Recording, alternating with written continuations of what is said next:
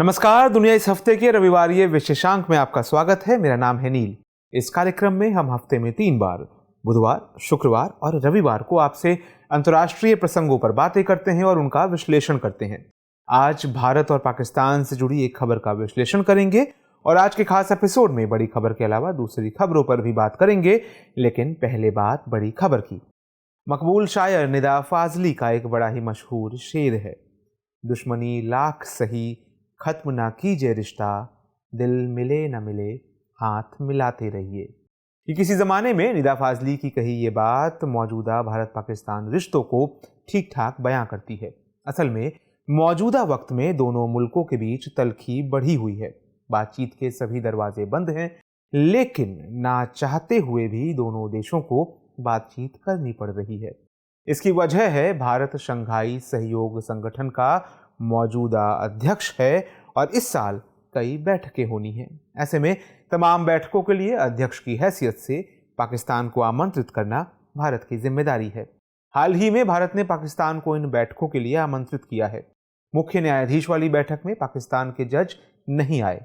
रक्षा मंत्रियों और विदेश मंत्रियों की आगामी बैठक के लिए पाकिस्तान का जवाब आना बाकी है। हालांकि भारत पाक रिश्तों का ये दस्तूर भी रहा है कि तनाव की स्थिति में भी नेताओं के मिलने का सिलसिला जारी रहता है। इस कवायद के कई मायने निकाले जा रहे हैं। ऐसे वक्त में जब भारत और पाकिस्तान के बीच कूटनीतिक रिश्ते पूरी तरह ठंडे पड़े हैं, तब क्या पाकिस्तान को लेकर भारत का नजरिया बदल रहा है? सवाल है कि क्या इस रिश्ते को पटरी पर लाने की कोशिश के तौर पर इन बातों को देखा जाए। सभी सवालों पर आएंगे, लेकिन सबसे पहले शंघाई सहयोग संगठन के बारे में जान लेते हैं। ये संगठन एक स्थायी अंतर सरकारी अंतर्राष्ट्रीय संगठन है। इसकी स्थापना वर्ष 2001 में की गई थी। पहले इस संगठन को शंघाई 5 के नाम से जाना जाता था, क्योंकि इसमें 5 देश कजाकिस्तान, चीन, किर्गिस्तान, रूस और ताजिकिस्तान ही सदस्य थे। वर्ष 2001 में संगठन में उज्बेकिस्तान के शामिल होने के बाद शंघाई 5 का नाम बदलकर शंघाई सहयोग संगठन कर दिया गया और 2017 में भारत और पाकिस्तान इसमें शामिल हुए। 2005 से भारत को पर्यवेक्षक का दर्जा हासिल था। Armenia, Azerbaijan, Cambodia, Nepal, Sri Lanka और तुर्की ये 6 देश डायलॉग सहयोगी हैं। इस संगठन का मुख्यालय चीन की राजधानी बीजिंग में है। ये एक यूरेशियाई राजनीतिक, आर्थिक और सैन्य संगठन है जिसका लक्ष्य इस क्षेत्र में शांति, सुरक्षा और स्थिरता बनाए रखना है। इसे उत्तर अटलांटिक संधि संगठन यानी नाटो के प्रतीकार के रूप में देखा जाता है। ये आर्थिक और सुरक्षा ब्लॉक है और सबसे बड़े अंतर क्षेत्रीय अंतर्राष्ट्रीय संगठनों में से एक के रूप में उभरा है। इसका लक्ष्य सदस्य देशों के बीच परस्पर विश्वास और सद्भाव को मजबूत करना है। राजनीतिक, व्यापार और अर्थव्यवस्था, अनुसंधान और प्रौद्योगिकी और संस्कृति के क्षेत्र में प्रभावी सहयोग को बढ़ावा देना भी इसका लक्ष्य है। साल 2017 में जब भारत और पाकिस्तान शंघाई सहयोग संगठन में शामिल हुए, तब इसे लेकर लोगों की राय बटी हुई थी। एक खेमा था जो कहता था कि इस संगठन में दोनों देशों की एंट्री का मतलब है कि दोनों देश शंघाई सहयोग संगठन में अपने अपने विवादित मुद्दों को घसीटेंगे और संगठन के कामकाज को ठप करेंगे। दूसरा खेमा भी था जो कहता था कि बिना भारत और पाकिस्तान के यूरेशिया में स्थिरता की कोई व्यवस्था कायम नहीं की जा सकती। तर्क दिया गया कि ये दोनों देश अपने विवादित मुद्दों को अलग थलग रखकर यूरेशिया की उन्नति और समृद्धि के लिए साथ साथ काम करने को तैयार हो जाएंगे। दोनों देशों के इस समूह में शामिल हुए करीब 6 साल हो गए हैं और साफ हो चुका है कि पहले वाली भविष्यवाणियां गलत साबित हुई। शंघाई सहयोग संगठन अभी तक वजूद में है, लेकिन इस दौरान भले ही भारत पाकिस्तान रिश्ते तल्खी से भरे हैं। अब वही सवाल कि क्या पाकिस्तान को लेकर भारत का नजरिया बदल रहा है? जानकारों की माने तो ऐसा कहना जल्दबाजी होगी, क्योंकि समूह के सम्मेलन में सदस्य देशों के मंत्रियों की बैठक होनी है और भारत मेजबान देश है। ऐसे में मेजबान होने के नाते सदस्य देशों के प्रति भारत की प्रतिबद्धताएं जुड़ी हुई हैं। दोनों मंत्रियों को निमंत्रण महज शिष्टाचार और भारत की बहुपक्षीय प्रतिबद्धता है। भारत इस संगठन के अलावा G20 का भी अध्यक्ष है, लिहाजा उसने इस समूह के गैर सदस्य देशों जैसे कि संयुक्त अरब अमीरात, नाइजीरिया, स्पेन वगैरह को विशेष अतिथि के तौर पर आमंत्रित किया है, लेकिन पाकिस्तान का नाम उस फहरिस्त में शामिल नहीं है। अगर भारत को पाकिस्तान के साथ रिश्ते सुधारने होते तो वो पाकिस्तान को भी आमंत्रित करता। हालांकि ये भी सच है कि पाकिस्तान के साथ भारत के अपने मुद्दे हैं और ये द्विपक्षीय मुद्दे हैं, लेकिन बतौर अध्यक्ष बहुपक्षीय उद्देश्यों को आगे बढ़ाना भारत की प्रतिबद्धता है। इसलिए यहाँ पर भारत ने बहुपक्षीय उद्देश्यों को प्राथमिकता दी। शंघाई सहयोग संगठन के घोषित उद्देश्यों में से एक आतंकवाद के खिलाफ फ्रेमवर्क बनाना भी है। इसके लिए एक निकाय है जिसे रैट्स यानी रीजनल एंटी टेररिज्म स्ट्रक्चर कहते हैं। भारत और पाकिस्तान दोनों इस पर दस्तखत कर चुके हैं। लिहाजा भारत में होने वाले सम्मेलन में क्षेत्रीय सुरक्षा, अफगानिस्तान के हालात और आतंकवाद से जुड़े मुद्दों पर चर्चा हो सकती है। जहां तक अफगानिस्तान का सवाल है तो पाकिस्तान वहां अभी भी बड़ा स्टेक होल्डर है और उसकी अपनी भौगोलिक स्थिति की वजह से भी पाकिस्तान अहम है। इसलिए अफगानिस्तान के मसले पर बात होती है तो ये भारत और पाकिस्तान दोनों के लिए अहम है। इन तमाम बातों के इतर ये भी अहम है कि अगर पाकिस्तान के नेता भारत आते हैं तो ये रिश्ते को पटरी पर लाने का एक मौका हो सकता है। अमूमन किसी भी सम्मेलन में जब दुनिया के नेता मिलते हैं तो बहुपक्षीय मुद्दों के अलावा वे आपसी बातचीत भी करते हैं। इससे द्विपक्षीय मोर्चों पर नई पहल के समीकरण बन जाते हैं।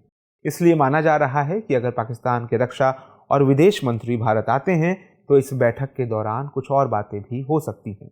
हाँ, भारत ने हमेशा साफ तौर पर कहा है कि जब तक पाकिस्तान आतंकवाद के मुद्दे का समाधान नहीं करता है तब तक दोनों देशों के बीच कोई बातचीत नहीं होगी।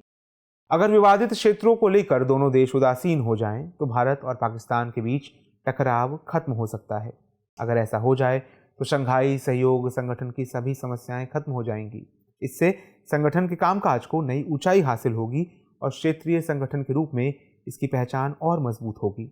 लेकिन सवाल है कि क्या निकट भविष्य में ये पूरी तरह लागू हो पाएगा? इसके बारे में अभी कुछ भी कहना जल्दबाजी होगी। बहरहाल दोनों देशों के बीच द्विपक्षीय रिश्ते कब बहाल होंगे, ये सब कुछ भविष्य के गर्भ में है।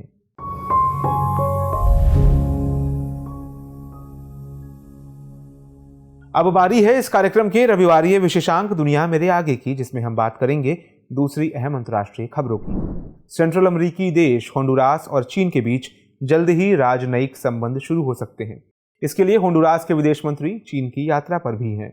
इससे पहले होंडुरास की राष्ट्रपति शियोमारा कास्त्रो ने बड़ा ऐलान करते हुए कहा था कि उनकी सरकार चीन से राजनयिक संबंध स्थापित करना चाहती है।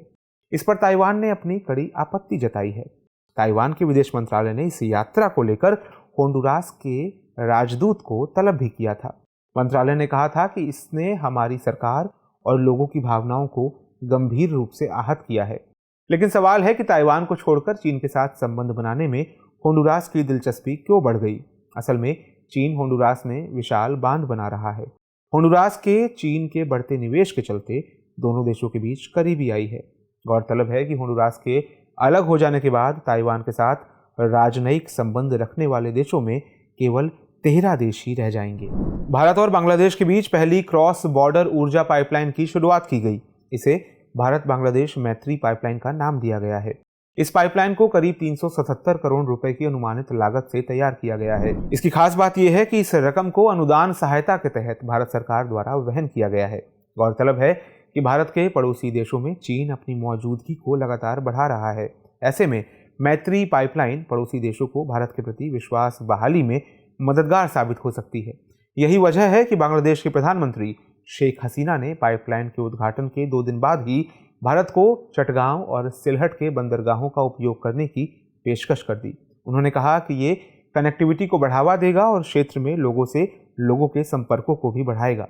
चटगांव पोर्ट बांग्लादेश का एक महत्वपूर्ण बंदरगाह है जो भारत के उत्तर पूर्वी राज्यों से निकटता के कारण रणनीतिक रूप से भी महत्वपूर्ण है। उधर उत्तर कोरिया ने अपने पूर्वी तट से एक के बाद एक कई क्रूज मिसाइलें दागी। जानकारों की माने तो उत्तर कोरिया ने ऐसा अमेरिका और दक्षिण कोरिया के बीच शुरू हुए सैन्य अभ्यास के विरोध में किया है, क्योंकि अभ्यास शुरू होने के 1 दिन बाद ही उत्तर कोरिया ने अपनी बैलिस्टिक मिसाइलों को लॉन्च किया था। दक्षिण कोरिया के मुताबिक उत्तर कोरिया ने ये मिसाइलें सुनान क्षेत्र से छोड़ी थी। तानाशाह किम जोंग की इस हरकत पर आपत्ति जताते हुए दक्षिण कोरिया के ज्वाइंट चीफ ऑफ स्टाफ ने इसे उकसाने वाली हरकत बताया है। गौरतलब है कि दक्षिण कोरिया और संयुक्त राज्य अमेरिका ने हाल ही में फ्रीडम शील्ड नाम से एक संयुक्त सैन्य अभ्यास किया है।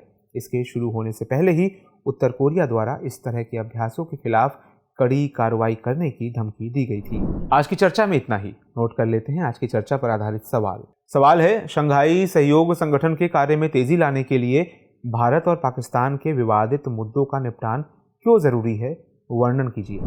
आपको हमारा ये कार्यक्रम कैसा लगता है और इसे लेकर आपके क्या सुझाव हैं, कमेंट सेक्शन में जरूर बताएं। हमें आपकी फीडबैक और प्रतिक्रिया का इंतजार रहेगा। नमस्कार।